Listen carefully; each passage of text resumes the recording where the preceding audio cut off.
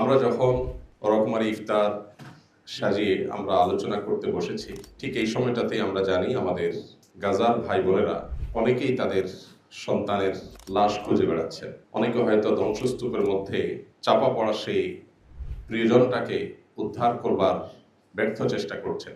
আমরা যখন রকমারি খাবার সামনে রেখে কি দোয়া পড়ব, কি দোয়া করব, সেটা নিয়ে আমরা মগ্ন আছি, ঠিক তখন তারা হয়তো হসপিটালে নিজের আত্মীয় স্বজন নিয়ে হয়তো দৌড়াদৌড়ি করছেন, হয়তো অ্যানেস্থেসিয়া পর্যন্ত নাই, অপারেশন করবার মতো মিনিমাম যে আয়োজন সেটা পর্যন্ত নাই।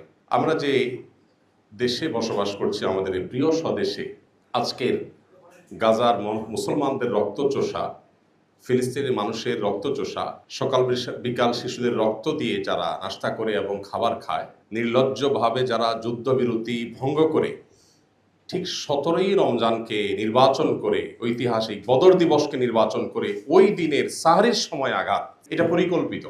প্রতি বছর আপনারা লক্ষ্য করে থাকলে দেখবেন, গত বছর, তার আগের বছর, তার আগের বছর, টানা কয়েক বছর আমার পরিষ্কার মনে আছে, ঠিক রমজান মাসে আঘাতটা করা হয়। এবং যত যুদ্ধবিরতি ইত্যাদি মুখে বলা হোক না কেন, চির মুনাফিকের পরিচয় দিয়ে তারা মুসলমানদেরকে ঠিক রমজান মাসে, ঈদের দিনে, 17ই রমাদান, এই দিনগুলোকে বাছাই করে করে তারা আঘাত করে। আমাদের এই দেশে সে সকল আঘাতকারী নরপিশাচদের যে সমস্ত আদর্শের ধারকরা আছে, তাদের গলার জোর এত বেশি।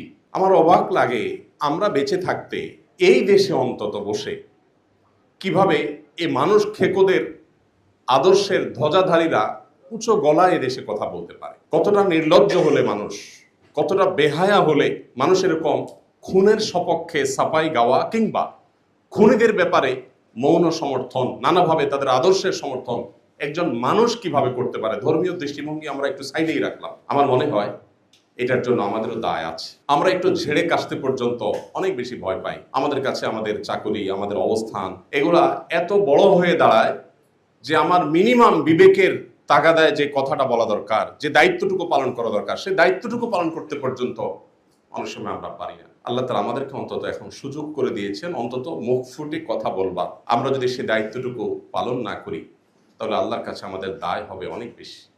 আপনারা যারা এখানে উপস্থিত আছেন, অনেক সিনিয়র শিক্ষকবৃন্দ আছেন যারা আমার পিতৃতুল্য, যারা আমার শ্রদ্ধেয় বড় ভাই তুল্য, আমার শিক্ষক তুল্য, আমি বিনয়ের সাথে আপনাদের কাছে আরজ করতে চাই, শুধু স্মরণ করিয়ে দিতে চাই, যেটা আপনারা জানেন, জানা কথাটাকে আবার আপনাদেরকে রিমাইন্ড করে দিচ্ছি। কারণ আল্লাহ তাআলা বলেছেন, ওয়াযাক্কির ফাইন্না যিকরা তানফাউল মুমিনিন, ঈমানদারদের উপকার হয় স্মরণ করিয়ে দিলে। সেই অর্থে